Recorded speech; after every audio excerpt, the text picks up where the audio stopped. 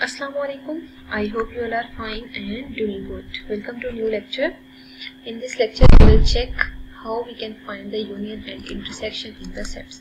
ठीक है, अब देखिए यूनियन एंड इंटरसेक्शन जब हम सेट्स में फाइंड आउट करते हैं ना, तो हमें कैसे पता चलेगा कि हमें क्या करना है वर्किंग में. ठीक है, तो वो क्वेश्चन में हमेशा गिवन होता है. अब देखिए जो सेट्स है ना, इससे पहले जितने भी लेक्चर्स हमने डिस्कस किए हैं उनमें सेट्स आपको हमेशा गिवन होते थे. ठीक है, लेकिन ऐसा भी पॉसिबल है आपको यूँ गिवन हो if F is equal to, आपको बजाय इसके सेट गिवन हो, आगे लिखा हो सेट ऑफ प्राइम नंबर्स.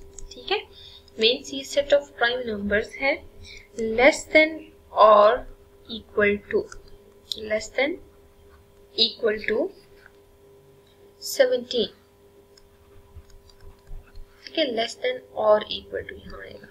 अब हम ऐसा करते हैं y ले लेते हैं और y को डिफाइन करते हैं हम कि y किसकी इक्वल है, set of first 12 natural numbers.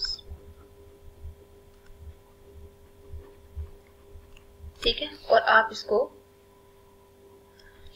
पहले सेट फॉर्म में लिखेंगे और फिर आपसे कह रहे हैं कि find x union y and y union x. ठीक है, अब देखिए आपने अगर ये दोनों फाइंड आउट करने हैं ना, सेट डिफाइन करना जरूरी है. तो सोल्यूशन में सबसे पहला काम क्या करेंगे, आप यहाँ पे x को डिफाइन कर लें. x किसकी इक्वल है, 2, 3, 5, 7, 11, 13 एंड 17. मैंने सारे प्राइम नंबर्स लिख दिए.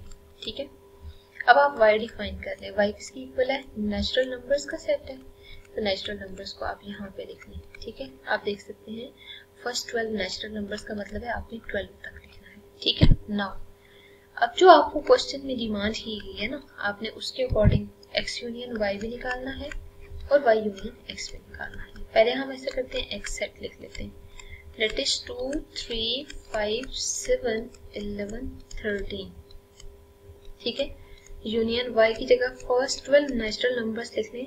तो बजाय इसके मैं पूरे लिखूं, मैंने ये डॉट लगा दिए हैं. ठीक है, जिससे आपको क्लियर होना चाहिए कि हमें क्या वर्किंग करनी है. ठीक है, मतलब हमें पता है ना कि 1 से लेके 12 तक आपने यहाँ पे काउंटिंग लिख देनी है. तो ये देखिए मैंने 12 तक लिखी, आगे फिर मैंने 13 भी लिख दिया. अब नाउ आपको y यूनियन x पे निकालना है. तो y की जगह y की वैल्यू जरा पुट कर दें, 1, 2, 3 और टिल 12. और देखिए x की जगह x की वैल्यू पुट कर दें, दैट इज हियर. ठीक है, अब जरा दोनों को सॉल्व करें. यूनियन निकालनी है ना, तो यूनियन में अगेन हम कंबाइन ही करते हैं. जब कंबाइन करते हैं तो आंसर आप देख सकते हैं कि टिल 13 ही आएगा. ठीक है, यू कैन सी हियर कि x यूनियन y और y यूनियन x इन दोनों का आंसर मैचअप कर रहा है. ठीक है, तो हमेशा ऐसा होगा कि कम्यूटेटिव लॉ अंडर मल्टीप्लिकेशन या under union and under intersection हमेशा होल्ड कर रहा होगा. अब हम ऐसे करते हैं, इन्हीं सेट्स की ना इंटरसेक्शन जरा लेते हैं. ठीक है, तो इंटरसेक्शन में बजाय इसके कि हम यहाँ पे करें, हम नेक्स्ट स्लाइड पे करते हैं. ठीक है, देखिए ए सेट क्या था, 2, 3, 5, 7, 11 एंड 13. ठीक है, और बी सेट में फर्स्ट 12 नेचुरल नंबर्स थे, तो 1, 2, 3 अप टू 12 लिखते हैं. अप टू 12 से आपको क्लियर होना चाहिए कि ये दोनों सेट इस तरह गिवन है कि ये फर्स्ट प्राइम नंबर्स हैं लेस देन 17, और यहाँ पे आप देख सकते हैं कि फर्स्ट 12 नेचुरल नंबर्स हैं बी में. अब जरा ए इंटरसेक्शन बी निकालिएगा. ए इंटरसेक्शन बी में आप क्या करेंगे, 2, 3, 5, 7, 11, 13 लिख दें. ठीक है, इंटरसेक्शन बी सेट में बी की वैल्यूज पुट कर दें. ठीक है, तो यू कैन सी हियर कि आपने ये सारी वैल्यूज पुट कर दी. अब हम ऐसा करते हैं, यहाँ पे वैल्यूज लिख लेते हैं 1, 2, 3. ठीक है, इसके अलावा आप यहाँ पे देखिए इंटरसेक्शन ले रहे हैं, तो इंटरसेक्शन में आपने कॉमन वैल्यूज कंसिडर करनी है. तो कॉमन में कौन कौन सी आएंगी, 2, 3, 5, 7, 11 तक आपके पास सिर्फ कॉमन आएंगे. अब आप ऐसा करें, B intersection A find out करें. बी इंटरसेक्शन ए में पहले आप बी को लिख दें और उसके बाद फिर आप यहाँ पे ए लिख दें. ठीक है, बी इंटरसेक्शन ए में ए की वैल्यू पुट कर दें. ठीक है, तो यू कैन सी हियर कि तब भी आपके पास जो कॉमन एलिमेंट्स आने हैं वो अगेन 2, 3, 5, 7 एंड 11 ही आएंगे, ठीक है। हेंस देखिए दोनों को अगर कंपेयर किया जाए ना, तो आपके पास चाहे ए इंटरसेक्शन बी निकालें या बी इंटरसेक्शन ए निकालें, आंसर हमेशा सेम ही आएगा, ठीक है। तो मतलब इन दोनों के लिए आपने देख लिया यूनियन और इंटरसेक्शन में आंसर मैच कर रहे हैं, ठीक है। अब हम ऐसा करते हैं, दो और सेट्स ऐसे डिफाइन कर लेते हैं जो कि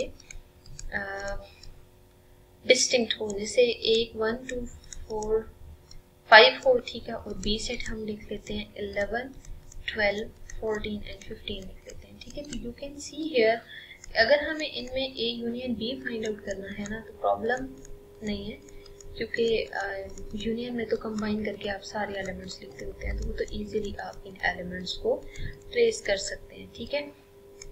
और यहाँ पे क्योंकि सारे के सारे डिस्टिंक्ट हैं, इसलिए सारे नंबर्स ए और बी के यूनियन में काउंट हो जाएंगे, ठीक है। लेकिन अगर फॉर एग्जांपल आपने इंटरसेक्शन निकालनी है ना, तो ए इंटरसेक्शन बी में ज़रा ए लें सेट करें, ठीक है। उसके बाद फिर आप बी सेट ले लें, बी सेट 11, 12, 14 एंड 15 आ जाएगा। और इंटरसेक्शन का मतलब होता है कॉमन एलिमेंट्स लेना, तो कॉमन एलिमेंट्स तो यहाँ पे है ही नहीं, तो सेट आपके पास क्या आएगा 5 लिखें या आप इस फॉर्म में लिखें, आंसर दोनों लिहाज से करेक्ट होगा। तो यू कैन सी हियर कि यहाँ पे अगर देखा जाए तो जो ए यूनियन बी और ए इंटरसेक्शन बी के लिए फिनोमेना आ रहा है, उसके अकॉर्डिंग जो यूनियन सेट है वो कभी भी एम्प्टी नहीं होगा, ठीक है ना। वो सिर्फ उसी केस में एम्प्टी हो सकता है जब ए और बी सेट्स एम्प्टी सेट्स हों, ठीक है। अगर दो नॉन एम्प्टी सेट्स आप लेते हैं तो उसके लिए यूनियन कुछ ना कुछ एग्जिस्ट करेगी, लेकिन इंटरसेक्शन कैन और कैन नॉट बी ज़ीरो, ठीक है। यहाँ पे आप देख सकते हैं कि फिलहाल जब दो डिस्जॉइंट सेट्स की इंटरसेक्शन निकालते हैं तो वो हमेशा 0 के इक्वल आती है, लेकिन अगर डिस्जॉइंट ना होते तो फिर कुछ ना कुछ कॉमन होता है।